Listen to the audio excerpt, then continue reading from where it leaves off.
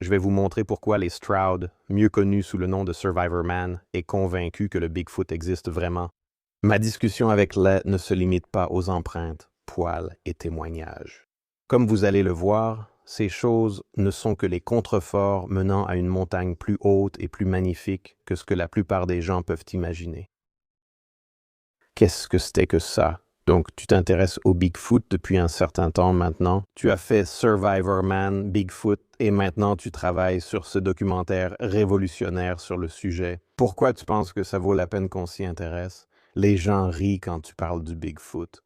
Quelles preuves te convainquent que ce n'est pas simplement un sujet de moquerie? Eh bien, Ce ne sont pas vraiment les preuves individuelles, c'est l'ensemble écrasant de toutes ces preuves. Ce n'est ni un enjolivement, ni une exagération d'utiliser l'expression une montagne de preuves. Il y a une montagne de preuves et elle ne faiblit pas. Je veux dire, il y a peut-être eu des hauts et des bas, mais c'est constant. Et puis, quand on dit que ces preuves ont été, vous savez, recueillies depuis 1957. Étrange que l'expression Bigfoot soit apparue, que des empreintes aient été trouvées et des camions de bûcherons retrouvés de travers. Ou quelque chose comme ça? Non, non, non. Comme vous l'avez souligné, cela remonte à des milliers d'années. Gilgamesh, vous savez, la plus ancienne histoire que nous ayons. Donc, si vous me cherchez, si je regarde une montagne de preuves qui remontent à des milliers d'années et qui sont réparties sur tous les continents habitables, qu'est-ce qui fait que cela vaut encore la peine qu'on s'y intéresse 10 ans, 11 ans après avoir fait Survivor Man, Bigfoot? C'est cette montagne collective de preuves sur quelque chose qui, si cela s'avérait vrai, serait incroyablement profond. S'il y a des extraterrestres, c'est profond. Ce n'est pas que je sois un partisan de la Terre plate, mais si le monde était plat, ce serait quand même assez profond. Eh bien, tu sais quoi? S'il existe une race de, tu sais, selon la description, une espèce hominidée, bipède, marchant debout, poilu, ce qui veut dire, pour une oreille non avertie, des gens sauvages ressemblant à des humains, comment cela ne serait-il pas profond? Comment cela ne serait-il pas l'une des choses les plus profondes? Je n'ai même pas envie d'appeler ça une découverte, mais plutôt une considération majeure de notre époque. Donc c'est, je pense, pour cela que je trouve toujours que cela vaut la peine d'être poursuivi. Je veux dire, ce n'est pas à moi de décider si quelque chose en vaut la peine, mais pour moi, c'est comme, est-ce que ce n'est pas déjà connu?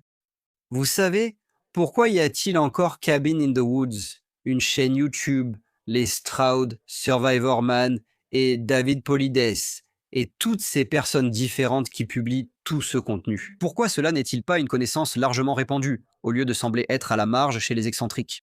eh bien, excellente question.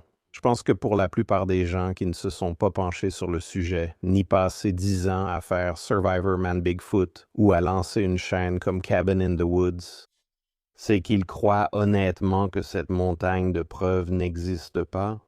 Bien sûr, quand on commence à s'y intéresser, on commence à trouver les gros rochers, pour continuer l'analogie, qui composent cette montagne. Et plus on creuse, plus on en découvre, jusqu'à ce qu'on se rende compte qu'on est face à une véritable montagne de preuves. Toi et moi avons tous deux découvert cela, chacun sous un angle différent au fil du temps. Pour toi, si l'on considère la partie de cette montagne de preuves qui concerne le physique, évidemment, il n'y a aucun corps officiellement reconnu dans les archives, ce qui serait la preuve physique ultime. Mais pour toi, quelles sont les preuves physiques qui te viennent à l'esprit et qui font partie de cette montagne de preuves? Eh bien, une preuve évidente, ce sont les traces laissées dans la boue, le sable, la terre et la mousse. Pourquoi est-ce un exemple facile? Les personnes non initiées au sujet et à ce phénomène pourraient dire: allez, tout ça, ce sont des canulars ou des erreurs d'identification. Le fait est que quand on voit une empreinte de 38 centimètres, une empreinte ou un ensemble d'empreintes, ce que j'appellerais une piste, aucun doute sur la morphologie de cette empreinte. Ce n'est pas un ours, ni un ours marchant dans la trace d'un autre. Vous savez, vous avez vu les moulages que j'ai où c'est un grizzly qui marche dans ses propres traces. En isolant cette section, on dirait une grande empreinte humaine, mais de nombreux autres signes apparaissent si l'on sait quoi chercher. Les griffes, à elles seules, en sont un exemple. Donc, des traces partout dans le monde, dans des endroits isolés, trouvés au hasard par des gens qui font un voyage de pêche ou de canoë dans des lieux reculés. Il serait risible de croire que quelqu'un ait pris la peine de créer un canular en mettant de petites empreintes au milieu de nulle part. C'est absurde, personne n'a le temps ni l'argent pour ça. Mais s'il s'agit de traces sur un sentier à Topanga Canyon, à Los Angeles, là d'accord. Quelqu'un fait un canular dans ce cas-là, donc je pense que pour moi, quelque chose est à l'origine de ces traces, non? Et que ce soit un farceur, un animal qui marche bizarrement ou un Sasquatch, quelque chose a fait cette trace. Elle est physiquement là. On ne peut pas dire qu'elle n'est pas là. Elle est là. Maintenant, déterminons si elle appartient ou non à ce phénomène. Je dirais que c'est probablement la preuve physique la plus convaincante qui me fait vraiment réfléchir. Eh bien, les traces sont certainement très convaincantes, surtout quand on regarde les détails de nombreux cas de ce genre. Les empreintes de Shipton trouvées à 19 000 pieds dans l'Himalaya, par exemple, ou les traces de Paul Freeman où l'on trouve 800 empreintes individuelles formant une piste continue. Mais contrairement à ce qu'une découpe de pied en bois statique ferait, où chaque empreinte serait exactement identique. Évidemment, on voit dans cette piste un écartement des orteils, où certaines empreintes donnent l'impression que le pied s'agrippait là où il y a une zone de boue glissante, et d'autres semblent plus naturelles et neutres. Donc je pense que je suis bien obligé d'être d'accord avec toi. Les empreintes sont vraiment parmi les preuves physiques les plus convaincantes. Alors, laisse-moi poser la question évidente. Tu enquêtes là-dessus depuis longtemps. As-tu déjà trouvé des empreintes? Oui, en bref. Les 2 fois, c'était quand j'étais à Clem 2, en Colombie-Britannique, et j'étais au bord d'un lac, et j'avais déposé, tu sais, une pomme. J'avais fait ce genre de choses, tu vois, et il n'y avait aucune trace. Le lendemain matin, il y avait des traces, très petites. Je les ai moulées. Je crois que vous les avez vues ici. Donc ma question était, est-ce que ça pourrait être un jeune? Est-ce qu'il y avait un jeune qui m'observait parce que je suis resté là tout seul? Cela dit, il y avait une nuance à cela. C'est qu'on a fait un peu de tournage. Parce que ce n'était pas Survivorman. Je n'avais pas besoin d'être seul, n'est-ce pas? J'ai été seul un moment. Mais Max Abub, mon caméraman, était aussi présent. Je lui ai demandé s'il avait marché pieds nus. Il a répondu que oui, sur la plage. Puis je me suis souvenu, cependant, que j'avais moulé cette empreinte avant, la veille du jour où Max était venu marcher pieds nus sur la plage. Donc, tu vois, j'ai pu réfuter moi-même l'idée que Max avait fait les traces. Mais non, en fait, Max est venu le lendemain. J'avais déjà moulé ça. Donc ça ne pouvait pas être lui. Je me repose sur la montagne de preuves, tu vois. Où est-ce que tu, en regardant ton travail, et tu sais, tes méthodes de recherche, tu utilises tout ce que tu peux. Tu sais, de la lecture à l'ancienne à ce que l'IA peut mettre au jour et aux pistes où je peux chercher. Et ça, j'aime beaucoup. Alors, dans ta tête, qu'est-ce qui te passe par la tête? the the L'écart, le gouffre uh, de demander à quelqu'un comme moi ou présenter des informations à quelqu'un comme moi qui s'intéresse déjà au phénomène et à des personnes qui ne s'y intéressent pas. Ils ne savent rien, sauf qu'ils pensent qu'il y a peut-être eu un film, A Legend of Boggy Creek, c'est bien ça. Ou alors le genre de personne qui pourrait dire, eh bien, où est-il maintenant? Tu sais, comment abordes-tu le fait de combler cet écart? D'accord, oui, c'est une excellente question. Je suis content que tu l'aies posée. Donc, quand je pense aux personnes qui ne savent presque rien sur le sujet, le groupe que tu as décrit, pour moi, elles tombent dans l'une des deux catégories. Il y a les personnes qui sont actuellement indifférentes, mais cette indifférence vient d'une croyance sincère, bien que fausse, que ce phénomène est complètement absurde. Parce que, comme nous en avons discuté ces derniers jours, même le mot Bigfoot a certaines connotations, et elles ne sont pas positives. Des connotations d'humour, de contes de fées et de délire.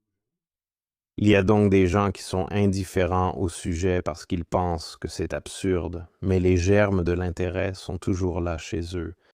S'ils avaient une raison de ne pas avoir l'impression de laisser leur esprit critique au vestiaire, s'ils montraient un quelconque intérêt pour cela.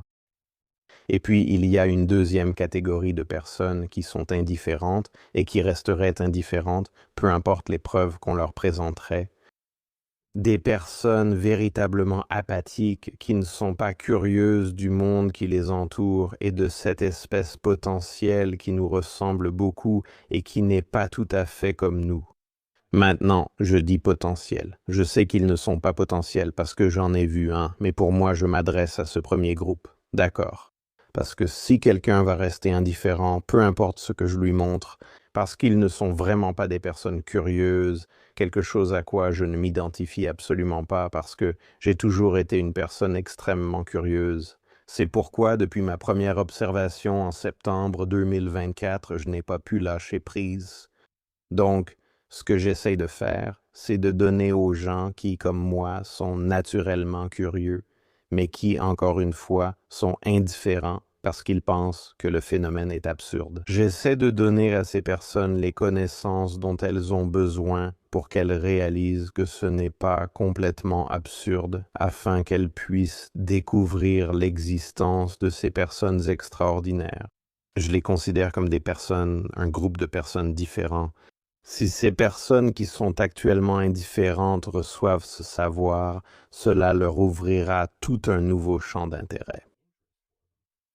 Et pas seulement pour le Sasquatch, mais la capacité d'ouvrir davantage les yeux et de réaliser que ce monde est encore bien plus vaste, étrange et merveilleux que ce que l'académie traditionnelle permet d'imaginer.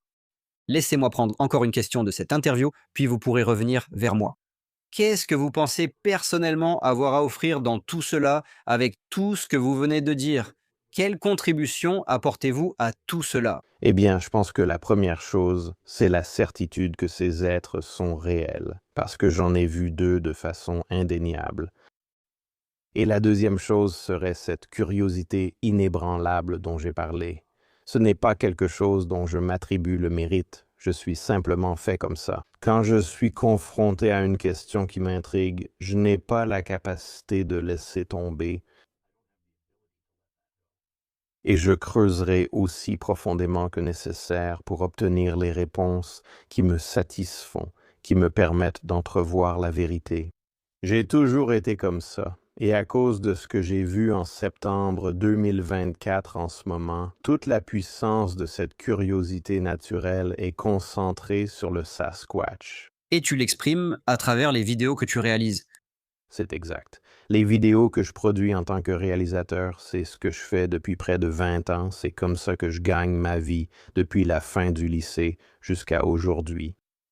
Eh bien, maintenant, j'utilise ces compétences pour expliquer mon parcours de recherche de vérité concernant Sasquatch. Et encore une fois, si les gens dans le monde qui sont actuellement indifférents à ce sujet trouvent ne serait-ce qu'un brin d'intérêt et de vérité dans ce que je présente, alors j'ai réussi. Donc, pour revenir à toi, nous avons parlé de preuves physiques, ouais? Et je pense que c'est là qu'un bon enquêteur doit commencer, parce qu'il est important d'examiner ce qui est ici et détectable avec nos 5 sens si nous essayons de discerner la vérité. Mais toi et moi, nous sommes tous les deux de différentes manières arrivés à la conclusion. Je pense qu'on peut dire sans risque qu'il y a très probablement plus dans ce phénomène que de simples faits physiques, même si cela en fait certainement partie.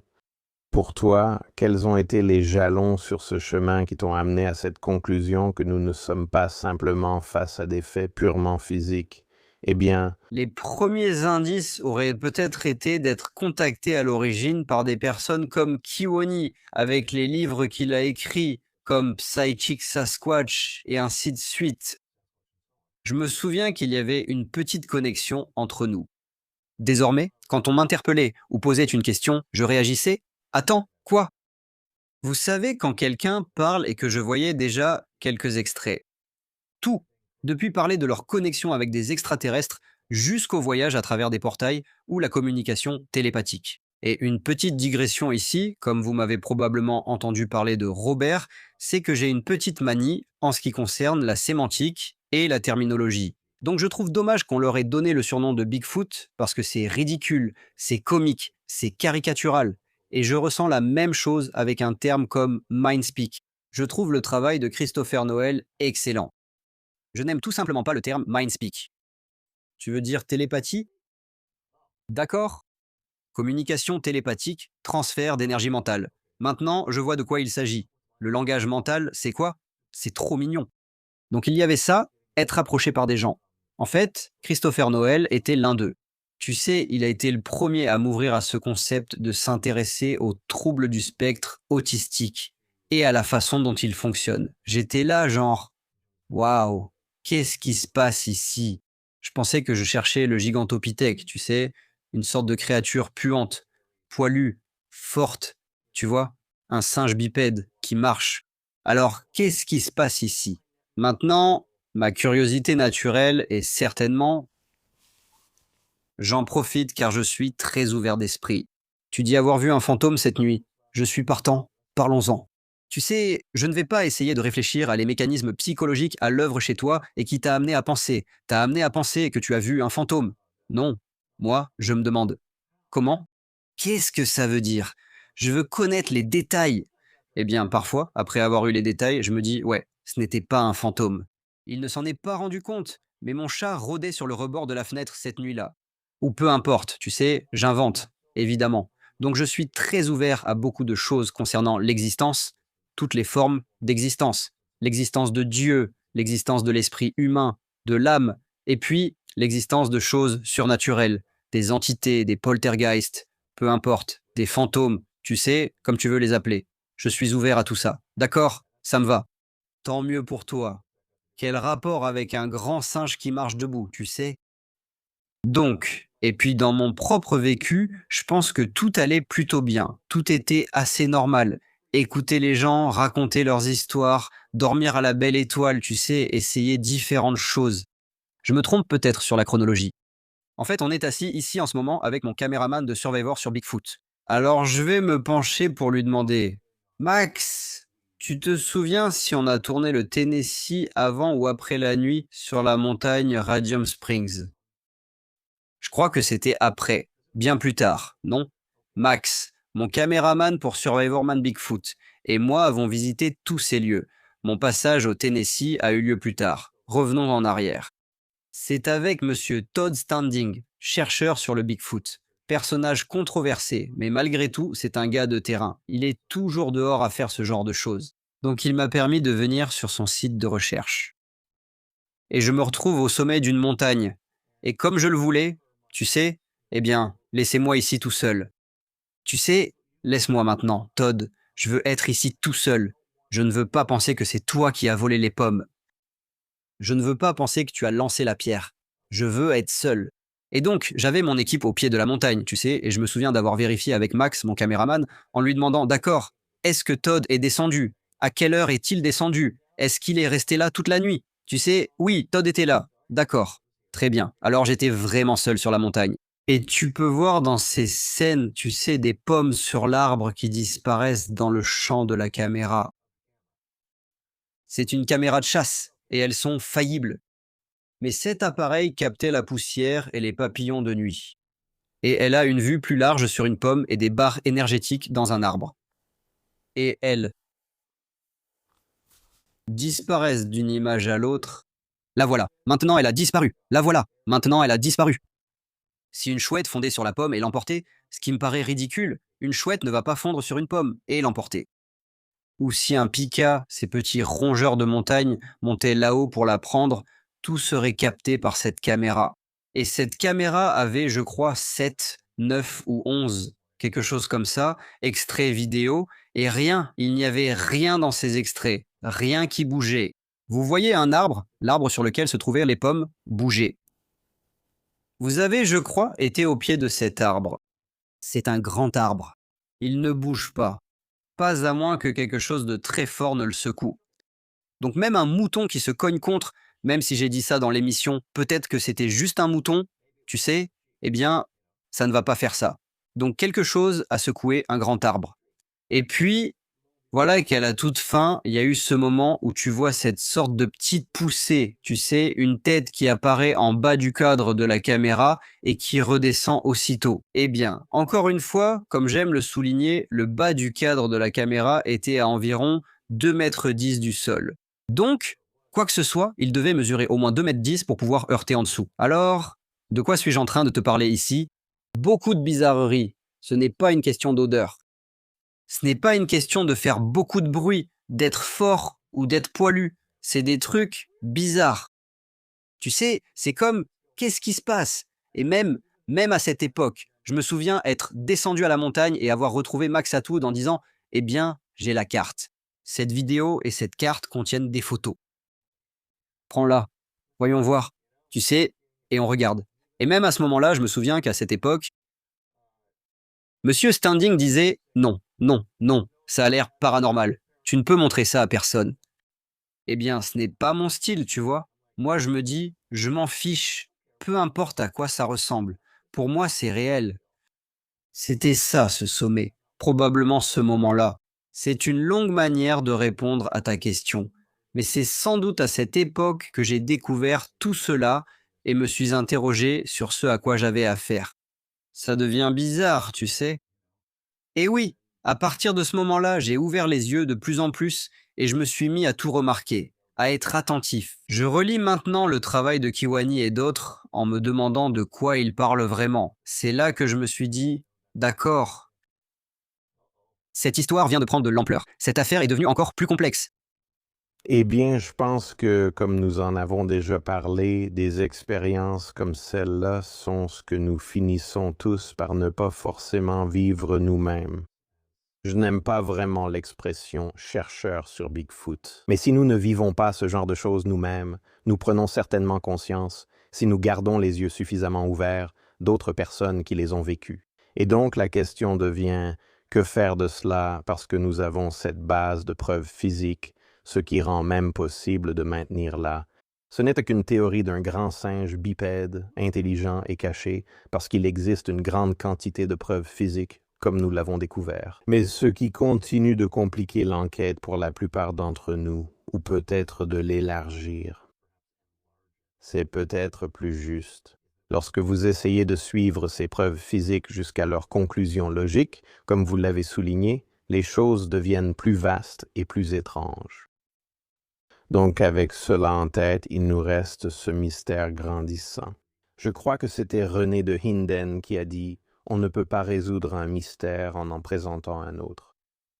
Et il a raison, mais je lui répondrai en disant « Il se peut que nous tirions simplement sur un autre coin du drap qui recouvre cette fresque, cette mosaïque. » Et la fresque était bien plus grande que ce que nous pensions au départ. Alors, avec cela en tête, si vous aviez la capacité de communiquer avec un Sasquatch et d'être compris, que ce soit par télépathie ou par voie orale, et que vous pouviez poser une seule question et recevoir une réponse complète et détaillée, quelle serait cette question et pourquoi?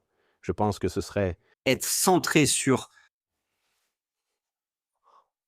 pourquoi il était important pour eux de se cacher et rester insaisissables. Les Homo sapiens d'il y a plusieurs milliers d'années, voire de quelques centaines d'années, étaient-ils simplement si dangereux et si violents? Quand vous pensez à votre travail sur les versions médiévales et voyez ces images de chevaliers qui les tuent à l'épée, et, vous savez, je veux dire, bien sûr, des bêtes puissantes, vous savez, 550 kilos, d'accord. Mais vous savez, un fusil et une épée, je veux dire, ça peut faire beaucoup de dégâts. Donc, ils peuvent être tués. Étions-nous si dangereux? Et en lien avec cela, de mon côté personnel, ce serait, vous savez, il semble que vous ayez une connexion profonde avec la nature. Puis-je me rapprocher de votre point de vue sur cette question? Puis-je me connecter à la nature avec la même profondeur que celle avec laquelle vous semblez simplement vivre? Je pense que ce serait une sorte de double question. Pourquoi? Qu'est-ce qui vous a poussé à passer dans l'ombre? Je pense savoir ce qui vous y maintient, mais qu'est-ce qui vous a poussé à y aller au départ? Et ensuite, comment puis-je avoir cette connexion avec la nature que vous semblez incarner? Je pense qu'on peut dire sans risque que vous êtes déjà plus avancé dans cette quête que la majorité des humains. Vous essayez. J'essaie. Changeons de sujet, si cela ne vous dérange pas, et parlons de la suppression des connaissances. C'est un aspect controversé de tout cela, mais comme nous en avons déjà parlé, si vous savez, si je sais, et si le monsieur ici, chez vous, sait aussi que ces êtres sont réels, alors les gouvernements le savent aussi. Et très probablement des agences secrètes le savent aussi. Ce qui soulève la question, pourquoi la grande majorité de la population n'est-elle pas au courant de l'existence de ces êtres? Quelle serait votre réponse à cela? Et quelles seraient, selon vous, les raisons potentielles de maintenir la suppression de cette connaissance? Oui, la seconde partie est vraiment une question intéressante. Pourquoi la maintenir? N'entrons-nous pas dans l'ère de la divulgation avec les discussions sur les extraterrestres et le gouvernement? Permettez-moi d'aborder cette question en disant d'abord ce que je pense que ce n'est pas. Et contrairement, disons, à notre ami commun, Stacy Brown, Stacy Bigfoot Brown Jr., n'est-ce pas? Et peut-être même un peu à vous aussi. Je ne vois pas vraiment ce genre de conspiration de type Illuminati, de cabale, de maître suprême qui tire les ficelles. Je ne vois pas ça. Je pense que les gens sont tellement incompétents et faillibles qu'ils se retrouvent au pouvoir par hasard. Parce qu'ils sont nés dans une famille incroyablement riche ou quelque chose comme ça, et ils ont juste l'habitude de diriger les gouvernements du monde et de faire les choses à leur manière. Je crois que ça arrive, mais je ne le vois pas comme peut-être la version de David Icke où c'est juste non, non, non, c'est un grand plan. Je ne vois pas ça comme un plan. Je ne crois pas que nous soyons assez intelligents pour avoir un plan. Les Chinois, eux, ont leur plan, sur 1000 ou 10 000 ans. Je me trompe peut-être, mais je comprends que c'est possible. Les plans tournent mal. Et je ne vois pas de conspiration à long terme ici. Mais à court terme, tu arrives au pouvoir, tu découvres quelque chose. Tu veux me dire? Ces choses sont réelles. Maintenant, je suis au courant. Que fait-on à ce sujet? Qui laissera-t-on entrer dans notre cercle? Je pense que c'est possible. Je pense que ça arrive. Mais ça arrive un peu, pardonne-moi l'expression, par hasard. Qui est au pouvoir aujourd'hui? Quelle famille est riche aujourd'hui? Toujours les mêmes 5. Ou est-ce vraiment le cas? Ou bien les choses changent, mais tu sais, parce que les gens, tu sais, s'il y a une famille super riche et une autre famille super riche, alors il va y avoir de la jalousie. Donc des choses arrivent. Donc, tout d'abord, ça. Je ne pense pas que ce soit un plan de cabale profond et bien réfléchi du type Illuminati. Mais ça ne veut pas dire que je ne pense pas qu'il y ait ceux qui détiennent le pouvoir, tirent les ficelles et font tourner les choses à leur avantage. Il y a une différence là-dedans. C'est la première chose. D'accord, mais alors pourquoi le maintenir et continuer? Pourquoi ne pas simplement le dire? Eh bien, je reviens toujours à suivre l'argent, mais avec une perspective beaucoup plus simple qui est de puissantes entreprises riches ou davantage de familles, des familles ayant des intérêts dans les entreprises. Ils ne veulent pas que leurs vallées de minéraux, d'exploitation minière et forestière, vous savez, leur soient arrachées, parce que sinon quoi? Comme on dit, vous connaissez le cliché, on l'appelle la chouette tachetée ultime. Bigfoot est la chouette tachetée ultime. Tout va s'arrêter si on découvre ça. Est-ce que c'est la réalité? Je crois qu'une part de moi refuse d'y croire, mais une autre pense. Comment cela ne le serait-il pas? Les gens sont au courant, et c'est l'argent qui décide de la suite des choses. J'ai un ami qui est dans l'armée, et il occupe un poste très élevé dans l'armée. Et il m'a dit, sans vraiment plus d'explications, oui. Je lui ai posé des questions sur Bigfoot. Il m'a répondu, oui, on sait qu'ils existent. On les laisse tranquilles. Fin de l'histoire. Il n'en parlait plus. Donc, moi, je faisais un peu le malin, peut-être un peu mystérieux, c'est sûr. Mais pourquoi continuer à entretenir ça? Je pense que c'est surtout une question de jouer le jeu jusqu'au bout. On va continuer à entretenir ça jusqu'à ce qu'on doive finalement le révéler à tout le monde, tu vois. Mais peut-être qu'à ce moment-là, la population aura diminué. Ils diront peut-être que c'est un millier isolé présent dans cette région. On l'a déjà exploité. On leur réservera cette zone, comme l'ont fait les gouvernements avec les populations autochtones. Et je pense simplement que nous sommes à l'aube de cette ère de divulgation, avec le film de Spielberg qui sort, les extraterrestres, le gouvernement qui dit, oui, comment ils les appellent maintenant? UAP ou quelque chose comme ça. Tout ça. Et tu veux juste, probablement comme moi, dire, eh bien, pourquoi vous ne faites pas pareil avec le Sasquatch aussi? Pourquoi vous ne commencez pas à reconnaître ouvertement certaines choses? Encore une fois, d'un point de vue pragmatique, il s'agit de droits d'exploitation forestière. On évoque la chouette tacheté ultime et les droits miniers. On parle de sociétés milliardaires ou de sociétés dirigées par des milliardaires qui ne veulent pas abandonner leurs poules aux œufs d'or partout dans le monde, jusqu'au jour où, peut-être, ils pourront dire oui, en fait, vous savez quoi? Il y en a 1200 et ils vivent dans cette vallée. Alors, nous allons leur créer une réserve, comme ce qui est arrivé aux communautés autochtones. Vous savez, on les a décimés. Maintenant qu'ils sont si peu nombreux, on va les mettre dans une réserve, vous voyez. Et je suis assez sombre en disant ça, mais on a déjà agi comme ça auparavant. Donc si c'est vraiment une espèce d'hominidé encore très intelligente, même si c'est vrai, ils ne font pas de feu. Ils ne composent ni symphonie, ni ne pilotent d'avion, mais ils font d'autres choses que nous ne pouvons pas faire. Eh bien, attendons qu'ils soient décimés. Donc, ce que je veux vraiment dire ici, Robert, c'est alors, combien penses-tu qu'il y en a? Eh bien, je pense qu'il doit y en avoir des dizaines de milliers. Sinon, nous n'aurions pas le nombre d'observations et ainsi de suite. Et les preuves que nous avons. C'est mon avis. Mon hypothèse, qui relève un peu du vœu pieux, c'est qu'il doit y en avoir des dizaines de milliers dans le monde. Nous n'aurions pas toutes ces histoires. Sinon, eh bien, peut-être que les autorités qui ont des informations privilégiées et qui sont au courant de leur existence se disent « Ne divulguons pas cela pour l'instant parce qu'ils sont partout ». Russie, montagne du Caucase, Tibet, Asie du Sud-Est, Amérique du Nord, Australie.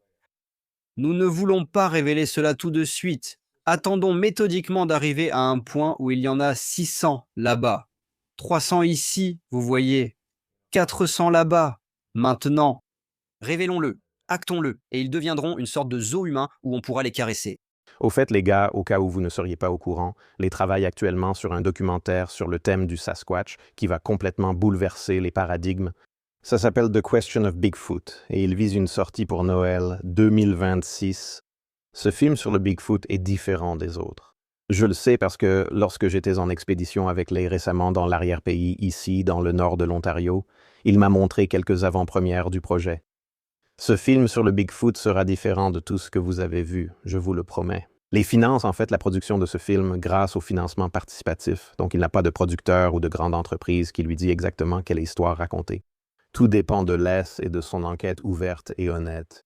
Si vous souhaitez soutenir ce projet incroyable, je mets un lien vers la campagne Kickstarter de lait dans la description ci-dessous. Cela vaut vraiment le coup. Restez informés sur ce projet en consultant la chaîne YouTube de Les, Survivor Man Les Stroud. Encore une fois, ce ne sera pas comme n'importe quel autre film sur le Sasquatch que vous avez vu.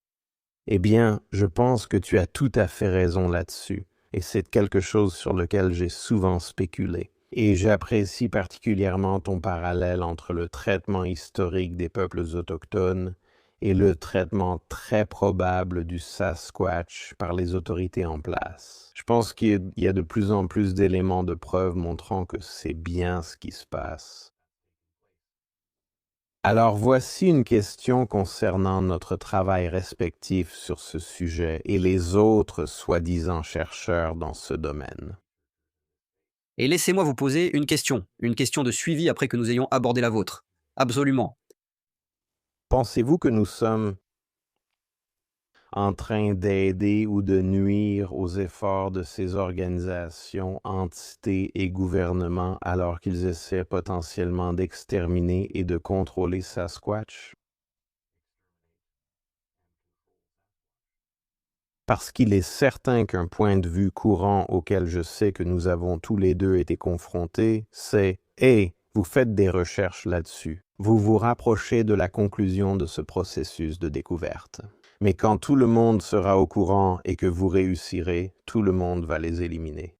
Nous l'avons tous entendu. Êtes-vous d'accord ou non? Pourquoi? Non, pas du tout. Je ne pense pas qu'ils en aient quelque chose à faire de moi et de mes petites vidéos et films. Je ne crois pas qu'ils se soucient de Cabin in the Woods et de ce que tu fais. Je ne pense pas qu'ils se soucient de ce sur quoi Jeff Meldrum travaillait, ni de Cliff Barackman ou Stacy Brown. Je ne pense pas qu'ils s'en soucient. Je ne pense pas qu'ils s'en soucient. Tu sais, ils ont très bien réussi à en faire une blague culturelle. Harry et les Henderson, l'homme qui valait 3 milliards, Bigfoot, tout ça quand il s'agit de marketing. Ils ont verrouillé ça. Donc, tu sais, les Stroud fait son petit film. Robert Maxwell creuse et publie des documents de recherche incroyables. Super. Mais honnêtement, je ne pense pas qu'il se soucie vraiment de nous et de ce que nous faisons. Je ne pense pas que nous soyons une menace. Maintenant, vous pourriez dire, attendez une seconde. Qu'en est-il des histoires où ils rendent visite aux gens chez eux et les menacent? Et j'en ai entendu une ou deux. Et je ne suis pas sûr, ça me semble un peu exagéré. Et maintenant, dans un cas, j'en ai entendu parler et ils essayaient de localiser l'endroit. Je peux peut-être comprendre ça. J'imagine qu'ils te rendent visite, mais tu ne dis pas, j'en ai vu un la semaine dernière. C'est peut-être qu'ils voudraient savoir, d'accord? Où, monsieur Maxwell? Nous vous demandons où vous étiez. C'est vital. Précisez la crête, le parc, l'endroit exact. Je peux le comprendre, mais au-delà de ça, je ne pense pas que les pouvoirs en place et les gens puissants, je ne pense pas qu'ils en aient quelque chose à faire de ce que je fais. Eh bien, tu sais, c'est certainement une perspective intrigante, et je ne peux pas dire le contraire. Pour moi, je pense que si nous avons une quelconque influence sur ce processus de divulgation, ce processus de découverte, j'ai toujours considéré que l'extermination, le fait de nuire, le contrôle, comme nous venons de le discuter, sont très probablement déjà en train de se produire. Il est bien plus facile que cela continue dans l'ombre. Si nous avons ne serait-ce qu'une petite lampe de vérité que nous pouvons braquer sur cela grâce à nos efforts, nos plateformes, nos publics, pour moi, c'est un devoir, pas une préférence, ni même principalement un simple intérêt personnel, mais un devoir. Parce que, encore une fois, le contrôle, la suppression, l'extermination, ou même simplement tourner quelque chose en ridicule, tout cela est plus facile à maintenir lorsque le sujet reste dans l'obscurité. Donc c'est parfait. C'est justement une question que j'allais te poser parce que ce que tu viens de me donner, c'est ta motivation. Tu fais des recherches incroyablement approfondies sur ces sujets. Tu proposes une méthodologie que personne d'autre n'utilise. Ce qui te rend unique et rend ton travail agréable à regarder pour moi. Um, Et maintenant, tu m'as donné ta motivation et c'est une motivation très intéressante. Je um, Je ne partage pas cette motivation. Je ne dis pas qu'elle n'est pas honorable et qu'elle n'est pas bonne. Je dis que je suis fasciné par le phénomène. J'ai vécu des expériences qui m'ont époustouflé et qui me font réfléchir. Maintenant, je n'en ai pas vu.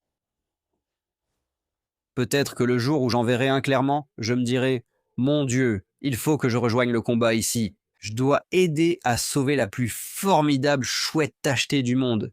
Métaphoriquement parlant, vous savez. Mais je n'en suis pas là. Je ne veux pas dire cela. Je préfère rester prudent. Je ne dis pas, je n'y suis pas encore, comme si je devais changer. C'est selon moi un des problèmes. Pour répondre à une de vos questions sur comment on passe du singe à ça. L'un des problèmes dans ce parcours, c'est qu'ici, il y a des gens qui prétendent avoir une communication avec eux, un contact avec eux, une connexion avec eux, et qui peuvent les comprendre. On entend souvent, tu n'as jamais eu ça. Eh bien, peut-être que tu n'es pas prêt. Et c'est tellement condescendant et paternaliste. Et je trouve ça aussi ridicule. Et quand quelqu'un parle ainsi, je pense que ce qu'elle dit est sûrement très exagéré. Tu vois? Donc j'aimerais voir tout ça à ce niveau-là, du genre, aide-moi à comprendre ça. Mais pour revenir à ce concept que révéler ou transmettre plus de connaissances, je suppose que si je comprends bien ce que tu dis concernant la motivation, c'est plutôt dans l'idée de je veux que les gens, le grand public, aient simplement une attitude plus détendue, du genre waouh, il y a vraiment quelque chose ici. Et qu'on arrête la bouffonnerie autour de ça, tu vois. Qu'on arrête, qu'on enlève le rire moqueur, ce genre de choses. J'aimerais voir ça, non pas parce qu'on se moque de moi. Je m'en fiche. Je le vois sur mes publications sur les réseaux sociaux et ce genre de choses. Ouais, je bloque et je supprime. Je m'en fiche, tu sais, mais je ressens plus de compassion pour les gens, tu sais, comme les gens en général que je connais. C'est comme, vous ne vous rendez pas compte à quel point c'est profond, C'est trop cool. C'est comme être en possession, pour le dire simplement, d'un savoir vraiment génial. Et j'ai juste envie de dire, il faut que tu saches ça. Tu sais, je veux dire, on fait ça tout le temps avec des anecdotes et tout ça. Devine quoi? Tu savais que la fille de Thor, qui joue le personnage de Love dans le film Thor, c'est sa vraie fille? On veut toujours savoir ces détails sympas en coulisses. Et je ressens la même chose à propos de Sasquatch. C'est comme, comment tu ne trouves pas ça aussi incroyable que moi, qu'il y ait toute une espèce qui vit à la périphérie de notre société? Tu vois, donc je pense que je suis plus comme ça. Pour revenir à l'aspect sombre, peut-être que je ne suis pas fataliste. Mais je n'ai aucune envie de me battre contre des idiots avec de l'argent et des idiots avec du pouvoir. Qu'ils fassent ce qu'ils veulent. Au final, ils peuvent sûrement tout faire. C'est un peu fataliste. Mais ce n'est tout simplement pas mon truc, pour l'instant. Pour l'instant, ce n'est pas ce qui me motive. Donc, mais ne me poussez pas. J'arrive. Peut-être plus tard. Eh ben, moi, encore une fois, je ne suis pas en désaccord. Et je pense que nos deux points de vue, en tout cas pour moi, se recoupent. Parce que je ne peux pas nier qu'une fascination profonde et persistante brûle aussi en moi. Une fascination qui, depuis que j'ai vu ce que j'ai vu, je sais que je ne pourrai pas l'abandonner tant que je serai en vie sur cette terre. Tu regardes beaucoup de choses faites par d'autres personnes. Bien sûr que tu le fais. Tu les analyses, tu en parles, tu démystifies certaines d'entre elles, et ce genre de choses. Et personnellement, je pense que tu combles un vide dans ce domaine, Um, sans accabler qui que ce soit, ni manquer de respect à qui que ce soit. Qu'est-ce qui, selon toi, a manqué dans la discussion autour de ce phénomène et le flot de contenu sur les réseaux sociaux, dans les films et tout ça? Qu'est-ce qui, selon toi, a manqué à tout ça? Eh bien, par où commencer? D'accord, oui, oui, en 4 phrases ou moins. Maintenant, je veux dire de façon succincte, donc quoi, oui, oui, je comprends. Eh bien, il y a beaucoup d'angles sous lesquels je pourrais aborder cette réponse, mais je pense que si je devais tout résumer, cela se réduit à une certitude sans substance. Toute la communauté Bigfoot, ça peut sembler dur, mais je dirais que toute la communauté est infectée par cela. Cette tendance à être incroyablement, bruyamment, avec force et condescendance, sûrs de ce qu'ils avancent. Mais ils ne le soutiennent pas avec du fond, des preuves, une chaîne d'événements vérifiables que d'autres, sans parti pris, peuvent examiner objectivement et dire oui, cela s'est produit. Nous n'avons pas cela, et je pense que beaucoup de passionnés du Bigfoot utilisent le fait qu'il est difficile d'obtenir cette vérification rigoureuse de ce qu'ils avancent. Alors les gens passent outre. Mais nous n'allons pas faire avancer le processus de découverte en sautant le travail difficile et fastidieux. Et à mon avis, si on ne peut pas en apporter la preuve, alors on ne devrait pas l'affirmer avec certitude. Théorisez très bien par tous les moyens, théorisez tant que vous voulez, mais les théories seules ne nous mènent finalement nulle part, pas si elles ne s'accompagnent pas de preuves concrètes. Et, pour revenir à ce que vous disiez plus tôt, sur la condescendance des gens qui font des affirmations plutôt extravagantes sur le fait d'être en communication constante, que ce soit physique ou télépathique, avec ces êtres, je ne remets rien de tout cela en question.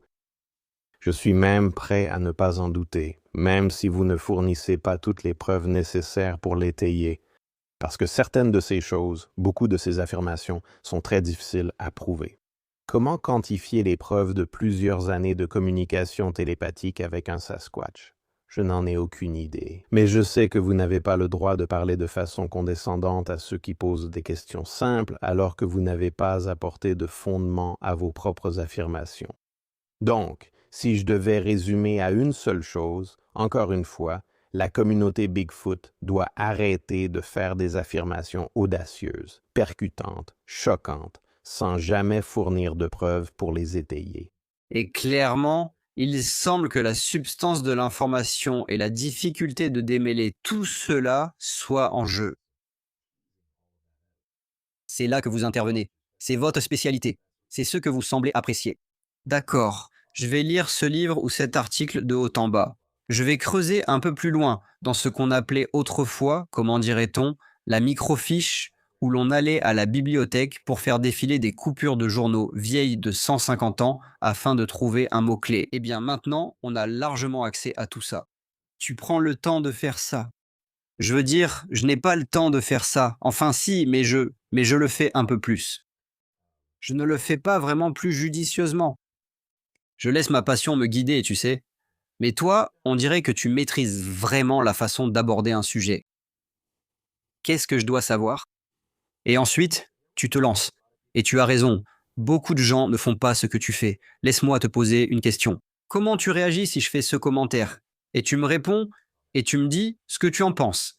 J'essaye de faire ça pour ne pas être redondant avec ce que tu viens de dire. Mais je suis avec des chercheurs, et ils me disent, nous voulons faire cela de manière scientifique. Nous sommes de simples scientifiques amateurs, mais voulons garantir une démarche scientifique. Alors, qu'est-ce que vous faites exactement? Eh bien, nous avons 12 pièges photo installés, et nous vérifions ces caméras. Et nous avons toujours une autre personne avec nous pour vérifier ce que nous voyons sur ces enregistrements. Nous procédons scientifiquement. Mon commentaire sur lequel je voudrais que vous réagissiez, c'est que je dirais non. Ce n'est qu'une documentation approximative d'une observation créative. Ce n'est pas de la science. Prétendre que c'est scientifique ne vous met pas en valeur. Ça vous fait passer pour un idiot. Êtes-vous d'accord ou comment répondez-vous à ce que je dis? Je serais d'accord, et j'irais même un peu plus loin. Le problème avec des termes comme science ou des phrases comme j'enquête sur le Sasquatch scientifiquement, c'est que des mots comme science et scientifiquement ont été tellement surutilisés et galvaudés qu'ils sont devenus de simples formules connotées avec très peu de véritable sens. Alors, qu'est-ce que les gens veulent vraiment dire quand ils vantent les mérites d'une démarche scientifique? Eh bien, pour moi, ce que cela devrait signifier, c'est nous faisons des affirmations avec une base solide de faits qui peuvent être observés par d'autres pour les étayer. Dans votre exemple de piège photographique, on peut dire que c'est ce qui est fait. Mais comme vous l'avez souligné, il y a aussi de la place pour une interprétation créative de ce qui est capturé par ces pièges photographiques. L'appareil Dolly, par exemple. Même si tout le monde pense voir un visage, eh bien, comment pouvez-vous vraiment le savoir? La difficulté devient alors une question de motivation. Essayons-nous vraiment de prouver cela au monde? Ou cherchons-nous plutôt à mieux comprendre ces êtres et à nouer une relation avec eux? À un certain moment, ces objectifs, bien qu'ils aient beaucoup de points communs, finissent par diverger. Et je pense qu'au final, chacun de nous qui enquête sur ce phénomène devra choisir l'un de ces chemins ou l'autre. Pour moi, ce sera le chemin vers la compréhension de ces êtres. Parce que je pense qu'au final, comprendre ces êtres mènera aussi à la preuve. Je ne sais pas exactement comment, mais j'ai confiance en cette idée. En attendant, je vais continuer à expliquer à ma humble manière pourquoi. Les preuves que nous avons déjà, lorsque vous les examinez correctement, de manière approfondie et objective, sont déjà, à mon avis, très proches d'une preuve définitive. En fait, je vais réagir rapidement à cela, puis passer à votre prochaine question en disant ceci. J'ai un ami qui était policier et, vous savez, devant un tribunal et lors d'une enquête, lorsqu'il y a des accusations portées, etc., chaque élément de preuve doit être examiné et pris en compte. C'est normal, absolument normal que les enquêtes policières, les enquêtes criminelles fonctionnent de cette manière. Et pourtant, cela n'est pas appliqué au sujet de Sasquatch. C'est comme, eh bien, je ne veux pas regarder toutes ces absurdités dont vous parlez, mais ce sont justement les preuves dont nous parlons. Et donc, ce phénomène est écarté et ça devient, vous savez, hypocrite, ou au moins un double standard où, eh bien, dans la vie et devant les tribunaux, etc., on examine toutes les preuves. Beaucoup de gens demandent maintenant, regardez toutes nos preuves. Et vous dites, non, Je ne veux pas regarder toutes vos preuves. J'ai vu Harry and the Hendersons. Harry and the Hendersons. Et vous êtes ridicule. Eh bien, c'est exactement ce qui sort souvent quand on presse le bouton du scepticisme pur et dur assez fort.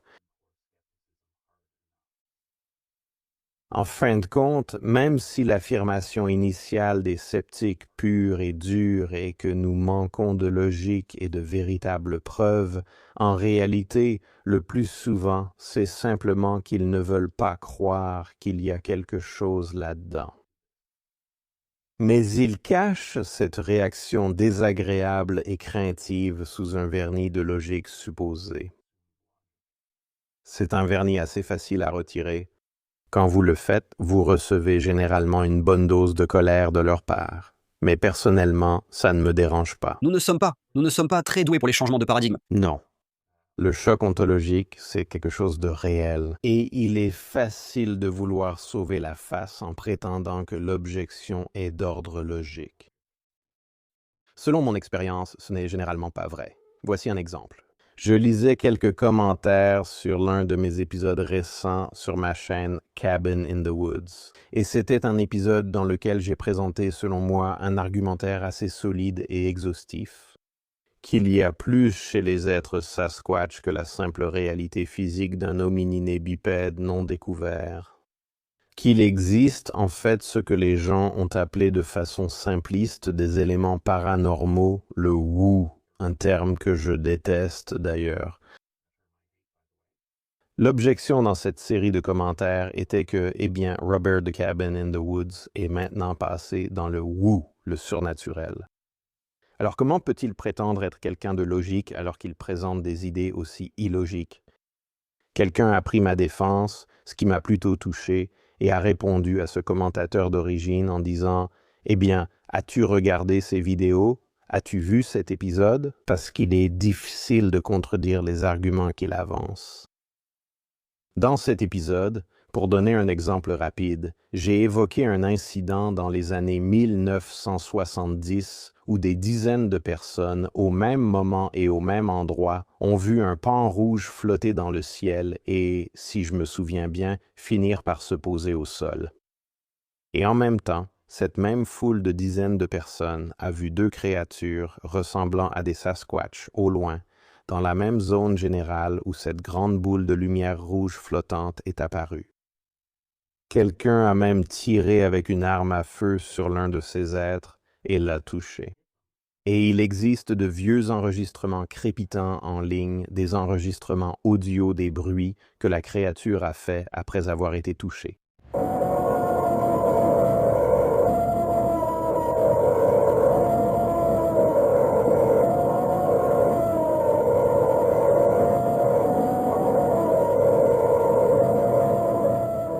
C'est glaçant.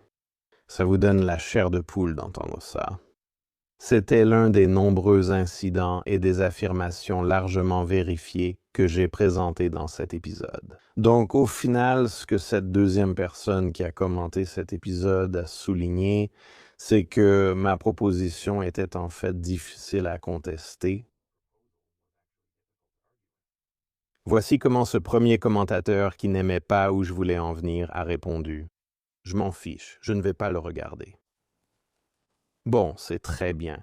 Je ne demande pas à tout le monde d'aimer mon travail, mais dans ce court échange, j'ai réalisé que le vernis logique avait disparu pour cette personne. Et moi, je ne peux pas reprocher à quelqu'un d'être mal à l'aise avec ses idées quand votre vision de la nature de la réalité est bouleversée, au point où vous réalisez que vous avez observé la peau sur l'orteil d'un éléphant avec une loupe et que vous avez manqué l'éléphant.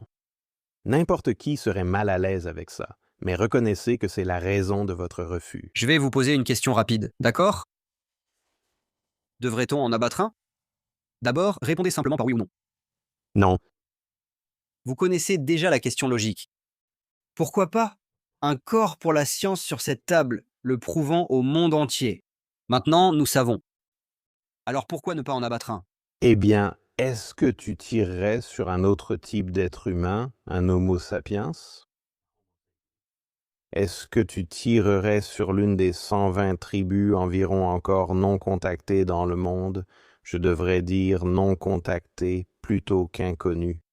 Il existe des tribus qui vivent encore à l'âge de pierre et qui n'ont absolument aucun contact avec le monde extérieur, et dans de nombreux cas, elles ont une apparence physique quelque peu différente de la majorité des gens qui ont été intégrés à la société normale. Ce sont pourtant des êtres humains, autant Homo sapiens que toi ou moi. Personne ne songerait à survoler ce village avec un fusil à lunettes puissant et abattre l'un des membres de ces tribus non contactées, puis le ramener aux autorités pour prouver que la tribu existe. Il existe d'autres moyens de le faire, car tirer sur des gens est contraire à l'éthique, pour ne pas dire plus. Il existe de nombreuses preuves à l'appui de cette idée, des preuves modernes et historiques provenant du monde entier qui soutiennent cette idée. Que le Sasquatch est une sorte de personne, pas un Homo sapiens, mais une personne dotée de conscience, de volonté, d'émotion et de la capacité de faire des choix moraux plutôt que d'agir par instinct comme les animaux.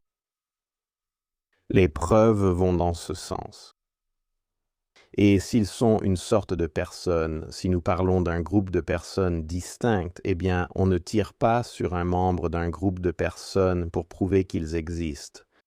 Merci, merci. C'est un plaisir. C'est un plaisir. Et ce fut un plaisir de m'accompagner dans ces escapades. Ce fut un plaisir de vous avoir. Et comme vous, bien sûr, nous avons amené, vous savez, Stacy Brown et O'Neill des Scripta. C'est juste, oui, c'est plus qu'intriguant et intéressant. Donc, mais il reste encore beaucoup d'étapes à franchir. Absolument. Continuons à avancer, en espérant le faire à nouveau ensemble à l'avenir. Parfait. C'était un véritable honneur, les gars, de pouvoir m'asseoir avec les Stroud, Survivor Man, et d'avoir cette conversation sur le thème du Sasquatch avec lui. Juste deux passionnés de Bigfoot, même si nous n'aimons pas le terme Bigfoot, essayant de se rapprocher un peu plus de la vérité. Dites-moi dans les commentaires si vous pensez que nous avons réussi ou non. Mais dans tous les cas, j'ai vraiment apprécié de passer ce moment, et j'espère que vous avez trouvé cette vidéo utile, instructive et intéressante. Dans ce cas, montrez votre soutien en aimant la vidéo, la partageant avec votre famille et vos amis, et en vous abonnant à Cabin in the Woods.